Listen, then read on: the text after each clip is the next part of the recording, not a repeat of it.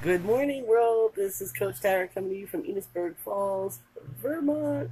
I'm still crusty eyed, still on my first cup of coffee, out here reading my awesome book again. And I wanted to talk about, it inspired me to talk about how emotions drive our behaviors, both financially and every other way. I mean, I'm the kind of person, let me explain something really quick.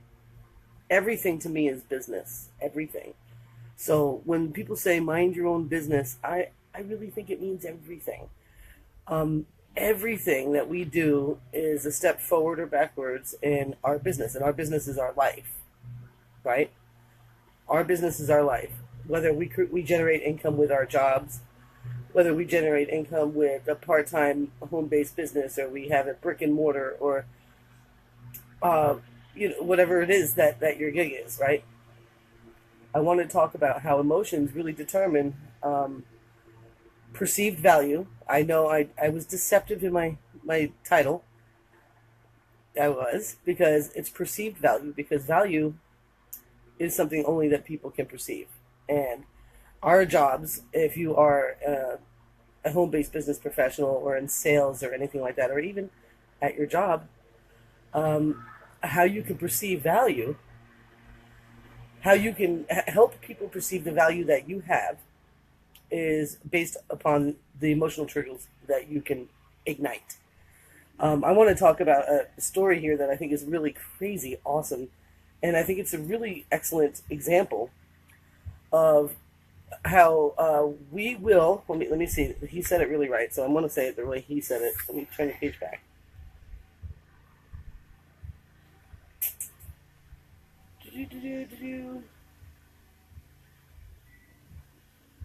What everyone else is doing becomes a point of reference. Have you ever noticed that? Especially in the home based business space. If you're watching this video, you probably are.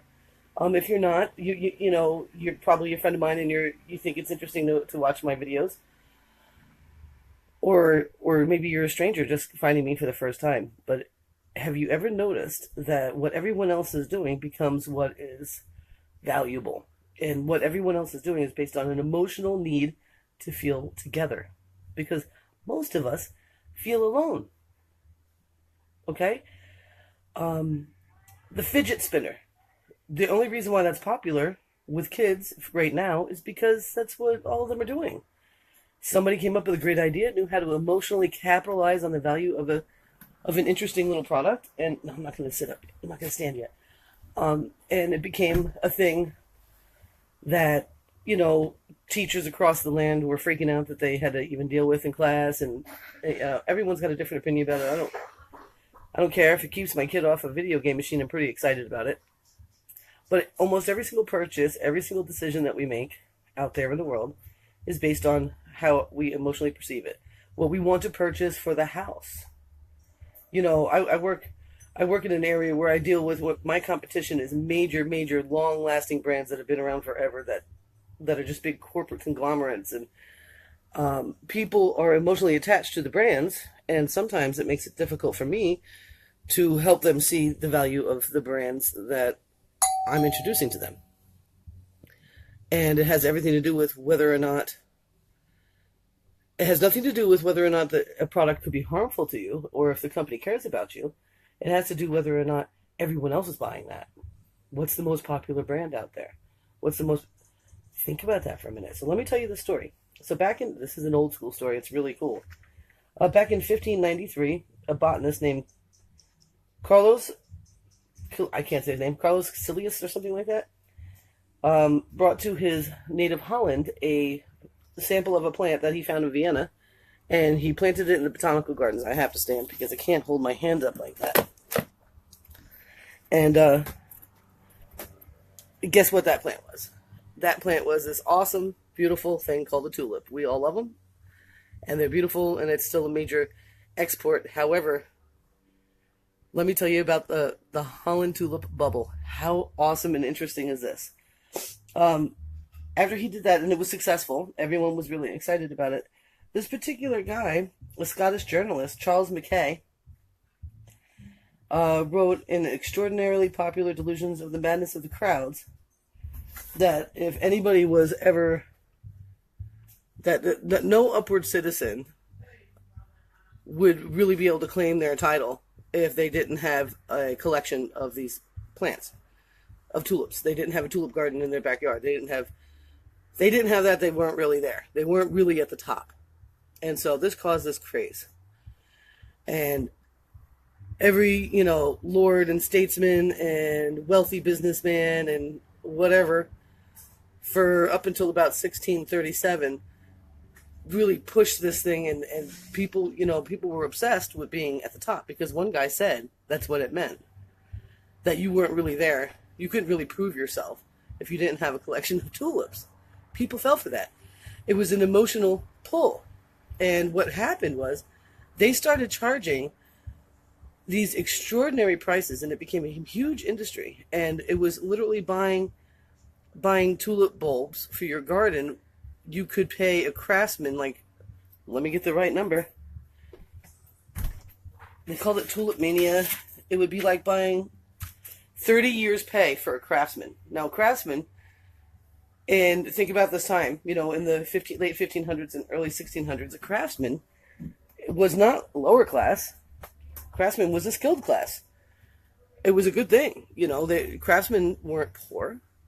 So imagine 30 years salary for somebody that's a craftsman today. Say somebody that knows how to do fancy woodwork, or,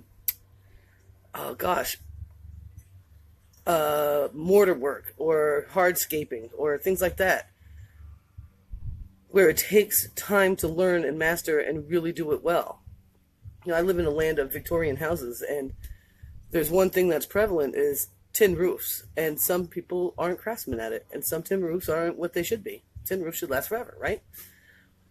True craftsmen that have honed their craft, they make good money. They may not be millionaires, but they make great money, okay? And that is the same for them. So imagine buying some bulbs for your garden that you could literally hire a craftsman for 30 years to come to your house and make your house as incredible as it could be. That's what was going on. Soon, everyday folks got their hands on these bulbs, and soon everybody started thinking that they were going to turn their backyard into this incredible money-making machine, because people were paying high prices all across the world, and you could export it out. And some people they spent their fortunes, whatever money they had, on purchasing these bulbs and growing huge cutting gardens for tulips. And then, all of a sudden, out of nowhere, nobody wanted to pay 30 years' wages for some bulbs for their garden. People lost their fortunes. They went bankrupt. People lost everything on that. So it really got me thinking about the emotional value that we find in things, and things that we do. And if you've noticed, in the home-based business arena, you will find that when somebody is really good at creating an emotional bind to a product or something like that, when they're able to pinpoint something that triggers you, you will see that lots of people will join something really quickly. And then, once that emotional value kind of dissipates, they go away. That's why I personally try to stay away from that, because I like just turning ordinary things into extraordinary experiences, and that never changes, because I'm never going for the crying baby effect, or any of that. So what I wanted to bring you advice. I want to bring you something that you can take with you today out there in the world. And this goes to this. I mean, you could literally apply this to every part of your business, like what you buy at the grocery store. Are you going through the bakery section and seeing that cake and just like, I gotta have that. I want you to think about what emotions are behind that purchasing decision, and think about it and own it. And if you still don't want that, you still want it, go ahead, but own it. I think that if more of us start owning the emotions that we have when we do things, whether it's investing, joining a company, when we go to work, whether we choose to do the right thing or the wrong thing, or what it is that we do, whether or not we want to, whatever it is that we're doing, if we can start to be more aware of the emotional state that we're in when we make those decisions and take action on them. Now, if we start getting ourselves into a more Zen-like balanced approach, and I know there's no really such thing as balance, but I do know that if we can kind of turn off the height of emotion, that we can make better decisions for both our jobs, our families, our businesses, our purchasing decisions. People don't get in credit card debt.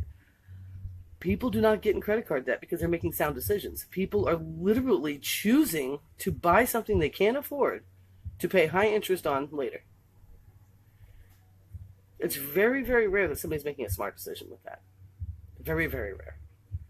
Very, very rare. It's not fueled by some emotion, something that needs to be done in their emotional state, something that needs to be satiated in their emotional state. When you see people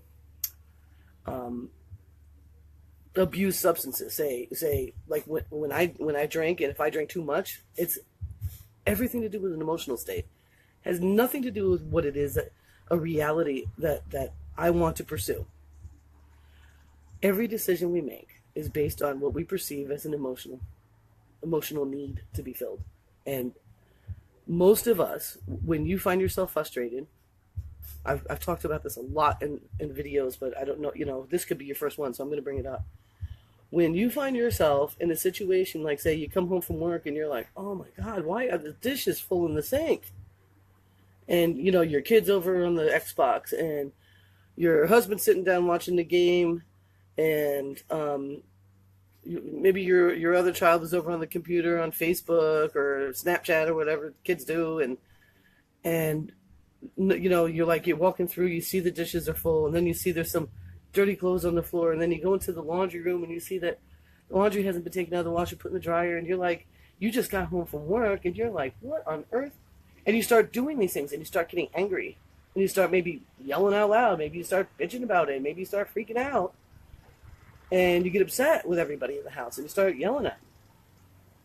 It has nothing to do with what they didn't do. It has to do with how you feel because they didn't do it.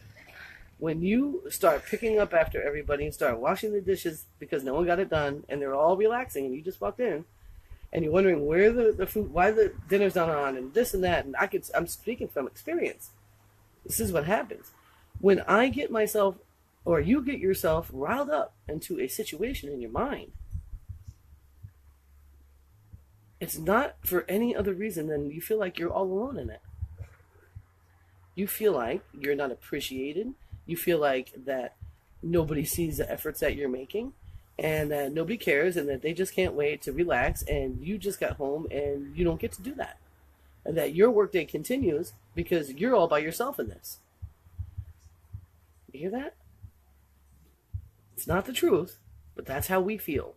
So when we make silly or irrational or unnecessary financial decisions, whether it's in business or in just going to the grocery store and buying a funnel cake at the bakery, it's based on filling an emotional need that you have perceived gives that thing value enough to waste your time and money on. And just like the tulip bubble in Holland, everything gets old. Why do you think the day after Christmas, the toys that you got for the kids are barely looked at? Because the bubble is gone. The emotional need to give love and feel love on Christmas involves us in this big, giant financial outcry. And I'm not saying anything wrong with that. I firmly believe I love giving gifts, but you cannot hold attachment to how it's used. Because that means that you're giving a gift out of an emotional need you're trying to fill for yourself, not for the sake of giving a gift. So think about that. Christmas is coming. I know it's July, but from what I understand, Christmas in July, people are already thinking about it. And think about that the next time that you feel like you have a shiny ball problem. Like you're like, I need this, I need that, or the grass is greener over there. It has to do with how we emotionalize and how we perceive value based on the emotions we're trying to fill. So I hope that was awesome for you.